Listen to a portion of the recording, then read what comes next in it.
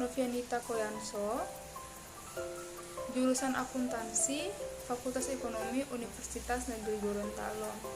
Saya membuat video ini untuk memenuhi tugas mata kuliah Statistika Ekonomi semester 1. Dalam video ini saya akan memaparkan materi-materi yang telah saya siapkan. Yang pertama yaitu konsep dasar dan jenis-jenis data statistika ekonomi. Baiklah, kita akan mulai dari pengertiannya. Yang pertama yaitu pengertian statistika.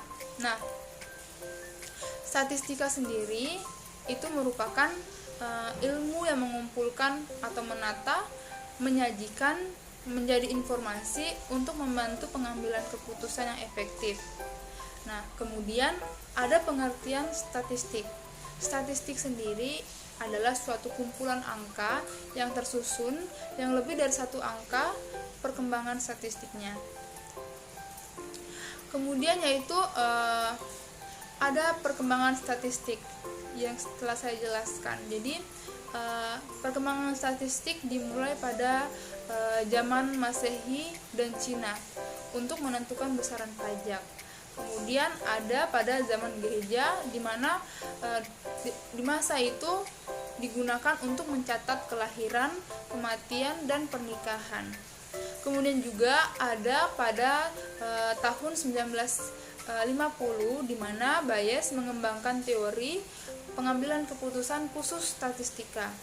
Nah, ada juga pada tahun 1937 di mana Timbergen itu dia mengembangkan ekonomi statistika. Dan yang terakhir ada Higgs, di mana Higgs mengembangkan matematika ekonomi untuk menganalisis ISLM.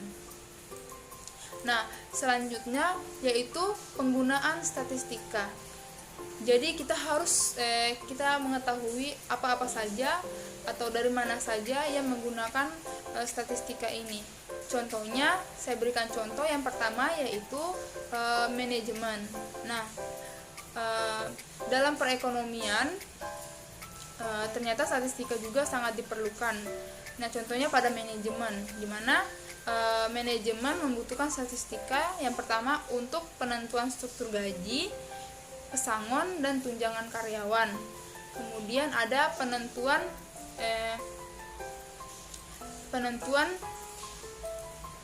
jumlah persediaan barang dalam proses dan barang jadi.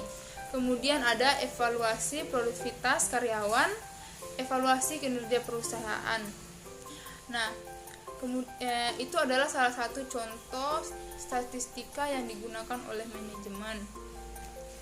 Kemudian ada statistika yang digunakan pada akuntansi.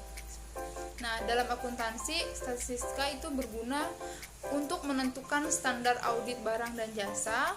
Kemudian ada penentuan depresiasi dan apresiasi barang dan jasa. Kemudian yang terakhir adalah analisis rasio keuangan perusahaan. Nah, itu adalah salah satu contoh penggunaan statistika di dunia perekonomian. Yang saya beri contoh yaitu manajemen dan juga akuntansi. Jadi kita ketahui bahwa statistika ini juga sangat berguna pada bidang perekonomian, yaitu manajemen dan juga akuntansi. Selanjutnya kita akan masuk pada jenis-jenis statistika. Yang pertama yaitu jenis statistik deskriptif. Nah, dalam statistik deskriptif ini di situ ada penyajian data, ukuran pemusatan, ukuran penyebaran, ada angka indeks dan deretan berkala dalam permasalahan. Nah, statistika deskriptif itu untuk memperoleh gelombang description atau ukuran data yang di tangan seperti beberapa rata-rata dan seberapapun data yang bervariasi. Nah, kemudian ada jenis-jenis statistika induktif. Dalam statistik induktif itu ada probabilitas dan teori keputusan. Kemudian ada metode dumpling dan juga teori pendugaan. Kemudian ada pengujian hipotesis, regresi dan korelasi. Kemudian ada statistika non-parametrik. Kemudian statistika induktif ini sendiri itu membuat interaksi atau mengisi ukuran populasi atau menyajikan hipotesis dari satu populasi atau sampel interaksi.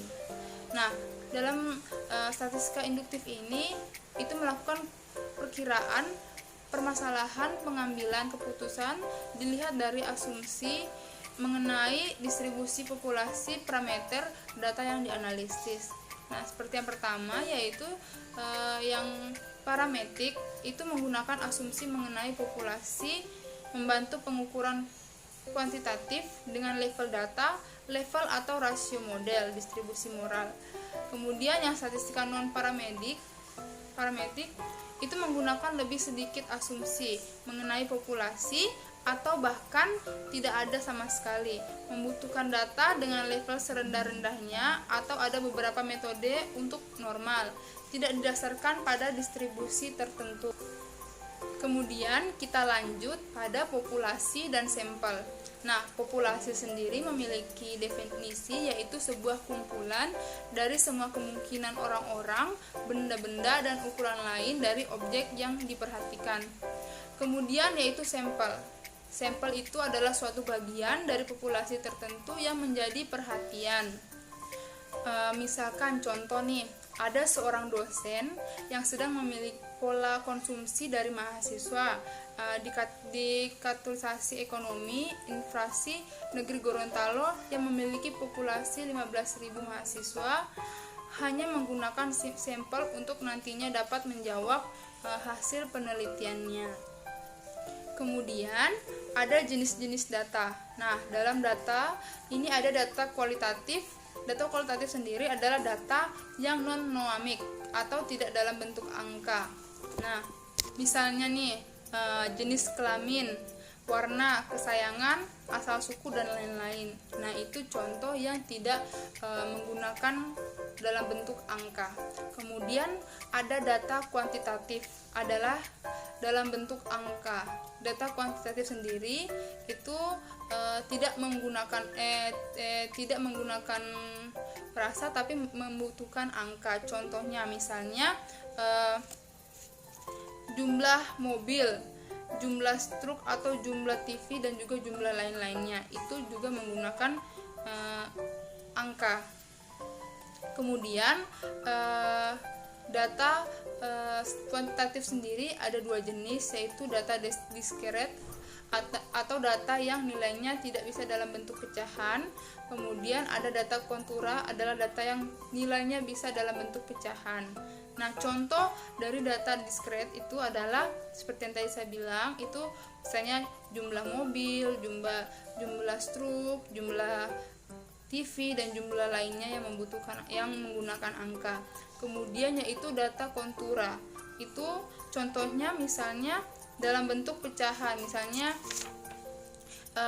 kita menghitung berat badan, jarak, luar rumah, dan juga jarak dari satu tempat ke tempat lainnya. Nah, itulah yang menjadi konsep dasar dan jenis-jenis data statistika. Kemudian kita akan masuk pada materi yang berikutnya, yaitu distribusi frekuensi. Nah, dalam distribusi frekuensi, definisinya sendiri adalah pengelompokan data ke dalam beberapa kategori yang menunjukkan banyaknya data dalam setiap kategori. Nah, pengantarnya yang pertama yaitu data kuantitatif, di mana yang dikumpulkan dari lapangan atau data mentah nilainya tidak selalu sama atau seragam, tetapi bervariasi dari satu pengamatan ke pengamatan lainnya. Kemudian ada juga jika data hasil pengamatan di lapangan mempunyai jumlah yang besar, maka data mentah tersebut perlu diolah dengan cara meringkas data dan distribusikan dalam kelas atau kategori. Nah, di sini juga ada tujuan dan keuntungan distribusi frekuensi. Yang pertama yaitu tujuannya distribusi frekuensi yaitu untuk mengatur data mentah atau yang belum dikelompokkan ke data yang lebih rapi dan tanpa mengurangi inti informasi yang ada. Kemudian keuntungannya, di sini keuntungannya dapat pembuatan distribusi frekuensi. Yang pertama yaitu akan bisa melihat nilai terbesar dari nilai terkecil, kemudian terlihat letak konsentrasi data, dan yang ketiga, data lebih terlihat rapi dan siap untuk digunakan nantinya. Kemudian kita lanjut pada distribusi langkah-langkah frekuensi. Nah, hal pertama yang harus kita lakukan yaitu mengumpulkan data. Jadi sebelumnya awalnya kita harus mengumpulkan data-data yang kita perlukan untuk kita simpulkan. Kemudian yaitu mengurutkan data dari frekuensi ke yang terbesar atau sebaliknya. Jadi kita mengurutkan data frekuensi dari yang terbesar ke yang terkecil atau dari yang terkecil ke yang terbesar. Nah, kemudian yang ketiga yaitu membuat kategori kelas atau K atau jarak kelas. Nah, caranya yang pertama itu K sama dengan 1 ditambah 3,3 log N. Kemudian di mana keterangannya bahwa min 2K lebih besar dari N, kemudian min K sama dengan jumlah kelas, kemudian min N itu jumlah data.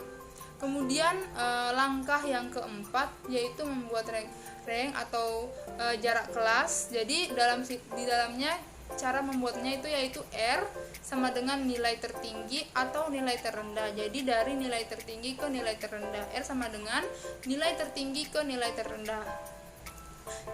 Langkah yang kelima yaitu membuat interval kelas. Nah, interval kelas itu R sama dengan K. Jadi jarak kelas per jarak kategori kelas. Nah, nilai tertinggi nilai terendah itu dikurangkan kemudian dibahagi dengan jumlah kelas. Seperti itu. Kemudian langkah terakhir yaitu melakukan perhitungan atau penterusan setiap kelasnya. Nah, setelah kita telah melakukan langkah-langkah yang telah ditentukan, maka dari situ kita bisa melakukan perhitungan dan juga frekuensi atau penterusan setiap kelasnya. Nah, itulah yang menjadi materi saya. Kiranya apa yang saya sampaikan bisa menjadi bermakna bagi teman-teman dan juga semuanya untuk dapat menambah wawasan dan juga ilmu mengenai statistika ekonomi. Kurang dan lebihnya saya mohon maaf. Assalamualaikum warahmatullahi wabarakatuh.